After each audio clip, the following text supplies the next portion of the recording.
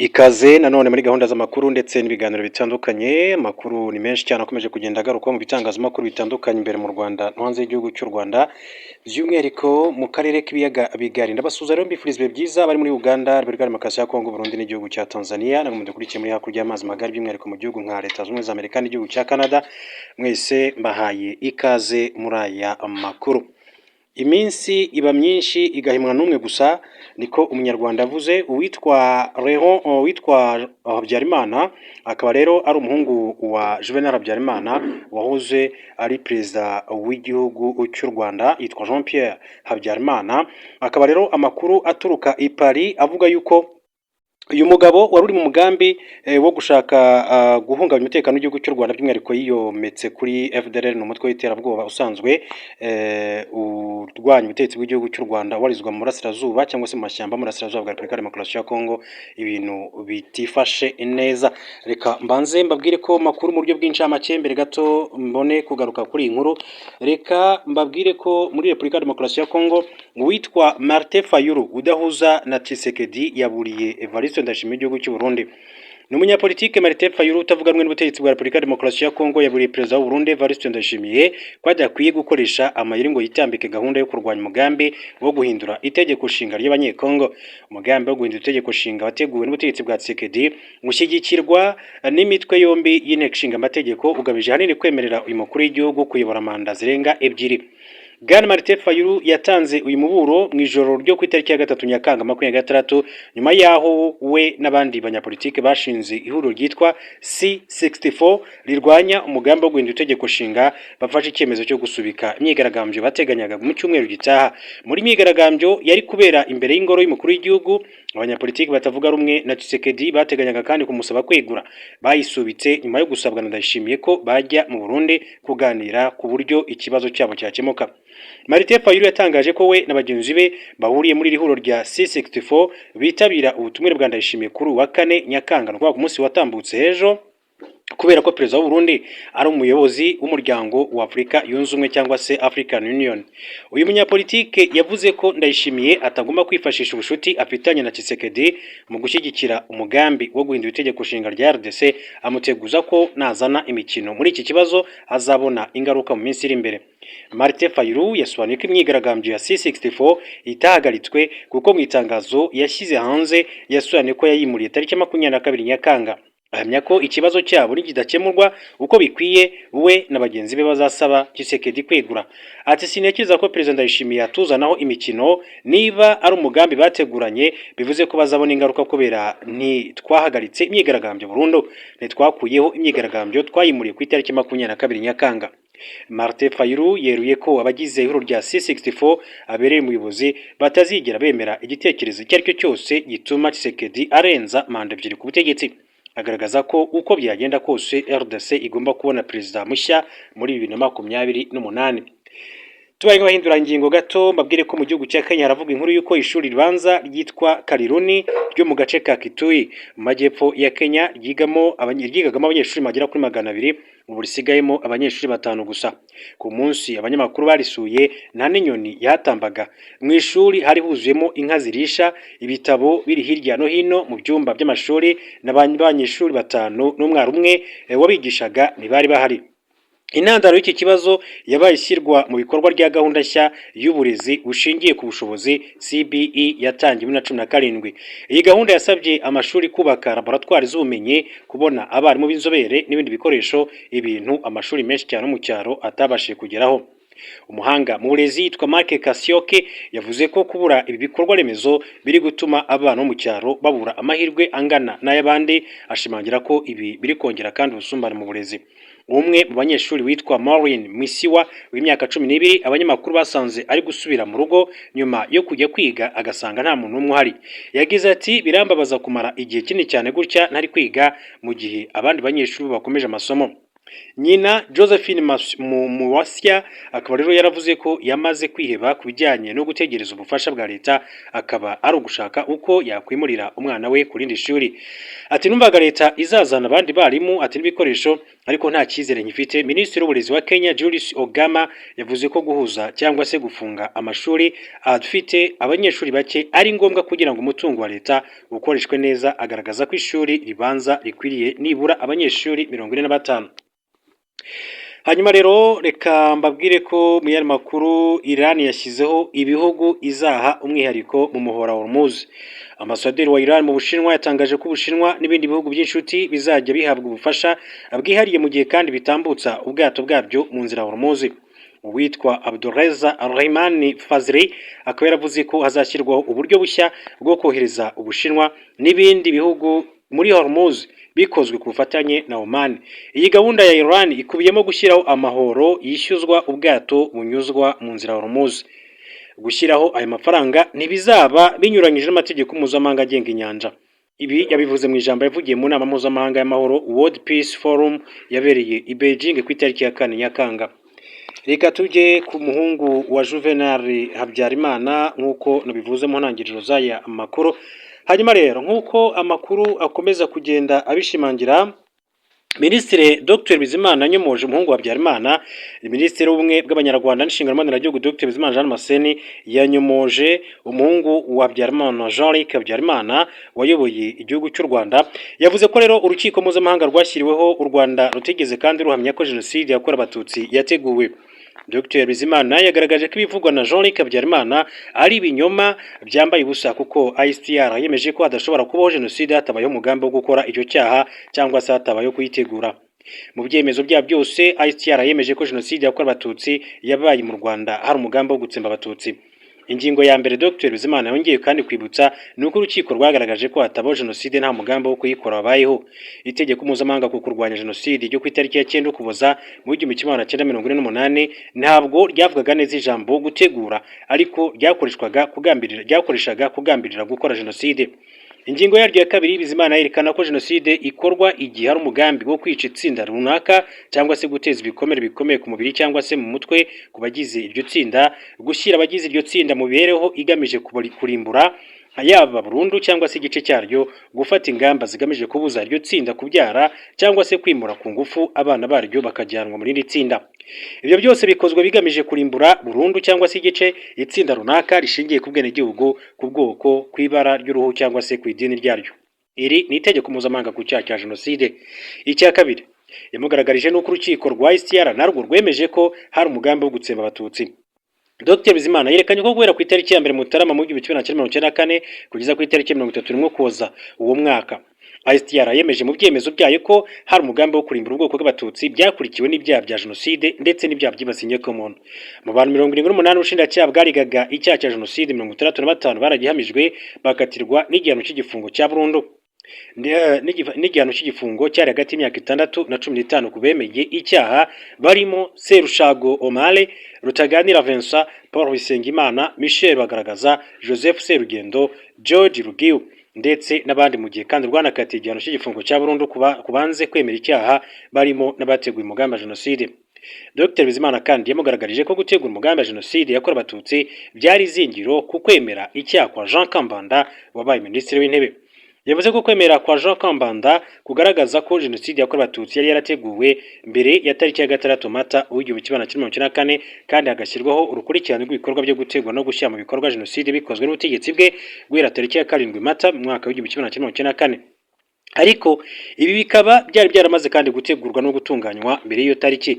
Muri ibyo bikorwa harimo gutegura jenoside mu nama z'inama y'abaminisitiri, inama z'abasirikare bakuru n'abayobozi ba gendarmerie, n'inama zo gutegura ndetse no gusuzuma ishyirwa mu bikorwa rya jenoside.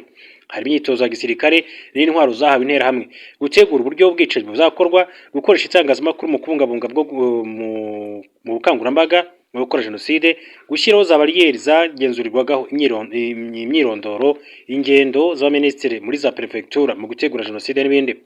Yagaragaje ko mu gika cya 39 cy'umwanzuro w'urukiko ku rubanza rwa Jean Kambanda gutegura jenoside byemejwe muri amagambo bati: mbere ya tariki ya 6 Mata guverinoma yari yarateguye yaranatangiye kandi gutanga imyitozo ku gisirikare n'urubyiruko rwo muri MRND na CDR bafite umugambi wo kuzakubakoresha mu bwicanyi bwakurikiyeho. Bikomeza bigaragaza ko guverinoma y'inzibacyuho yakwirakwije intwaro mu bari bashyigikiye igenzura rya za bariyeri ryakorwaga n'abo mu nzego z'umutekano z'u Rwanda.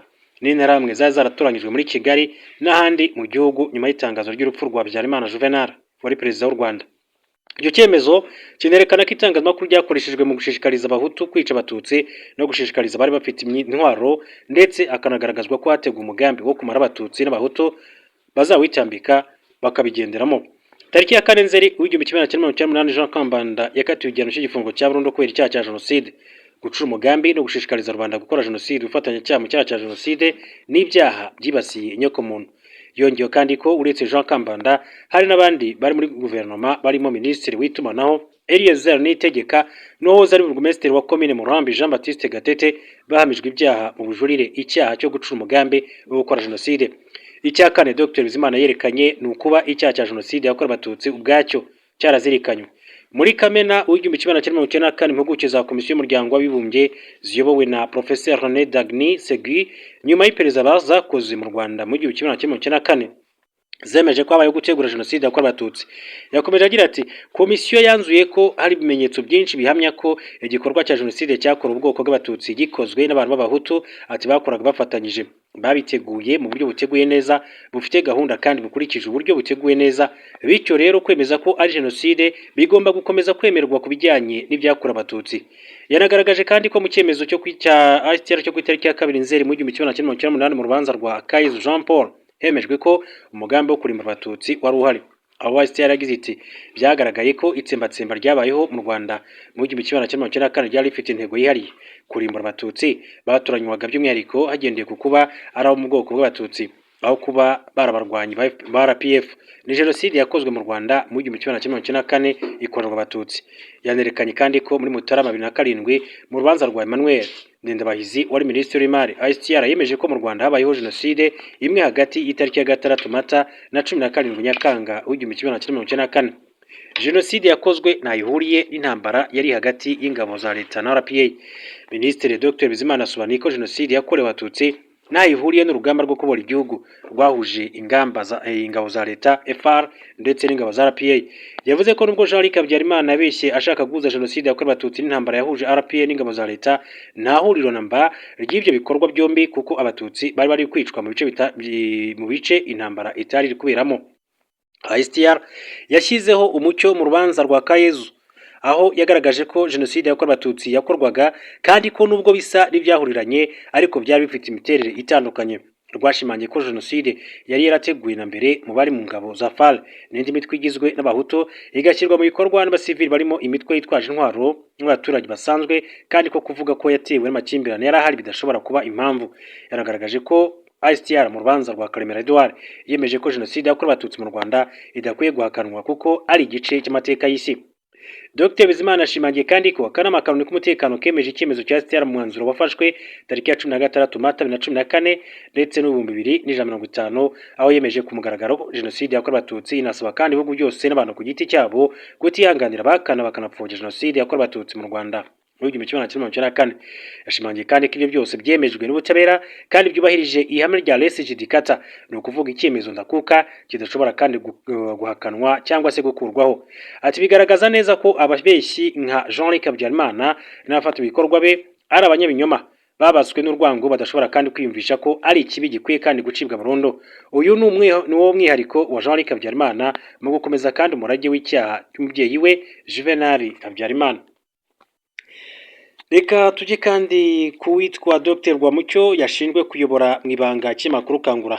Umutangabuhamya yabwiye urukiko rwa rubanda rwa Paris mu Faransa ko Dr Eugene Rwamucyo yayoboraga mu ibanga cy'imakuru Kangura cyakwirakwizaga ingengabitekerezo jenoside n'amagambo yuzuye mu rwango. Dr Rwamucyo azwi cyane mu mujyi wa Butare bitewe n'inshingano yari afite cyane cyane y'ubuyobozi bw'ikigo cyahoze ari Kaminuza Nkuru y'u Rwanda cyari gishinzwe ubuvuzi rusange. Mu mpera za 2024 urukiko rwa Rwanda rwa Paris rwamamije ibyaha bya jenoside byibasiye inyokomuntu rumukatira igifungo cy'imyaka 27. Ari kuburana ubujurire mu rukiko kuva tariki ya 9 Kamena 2026. Ku munsi wa 17 urubanza rw'ubujurire rwa Dr Rwamucyo, urukiko rwumvise ubuhamya bw'abantu bane barimo uw'imyaka 70 y'amavuko. Yasobanuye ko azi uyu muganga kuva mbere ya jenoside yiga mu seminari. Uyu mutangabuhamya yagaragaje ko Dr Rwamucyo yangaga abatutsi kandi ko yagenzuraga ikinyamakuru Kangura cyasohoraga amakuru buri cyumweru akanayakiyobora mu murongo w'ubuhezanguni cyagenderagaho. Kangura yatangiye gukora mu 1990 ubwo ingabo za RPF zatangizaga urugamba rwo kubohora u Rwanda. Mu Kuboza k'uwo mwaka cyasohoye amategeko 10 y'abahutu yanditswe na Habyarimana Gitera Joseph wayoboye ishyaka Aprosoma. Aya mategeko yibasiraga cyane abatutsi akangura abahutu kutagirana nabo umubano wari wose, atagatifuza ibikorwa bibagirira inabi. Ni ikimenyetso cy'urwango rukomeye rwabibwe mu banyarwanda mu butegetsi bwabanje. Yavuze ko nubwo Ngeze Hasani ari we wari umwanditsi mukuru wa Kangura, Dr Rwamucyo ari we muyoboraga akanaha inshingano abandi banyamakuru bacyo.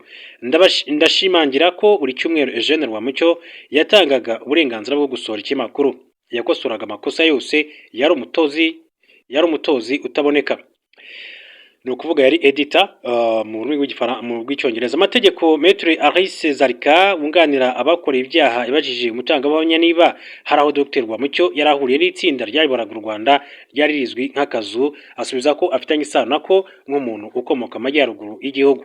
Umutangabuhamya yagaragaje ko Dr Rwamucyo wari umukozi wa Habyarimana wahigaga abatutsi kandi ko yagenzuraga barriere yari imbere ya Hotel Foko i Butare. Yavuze kandi ko we na Vincent Nzinizeyimana aribo bakoraga urutonde rw'abahanga batagiraga uruhare muri jenoside. Ati ku bahanga b'Ibutare bagize uruhare muri jenoside yakorewe abatutsi mu 1994, uyu mutangabuhamya yasobanuye ko Dr Rwamucyo ari we wabibajyanyemo kandi ko ari nawe kandi washinze ishami ryitwaga Power mu mashyaka nka MDR.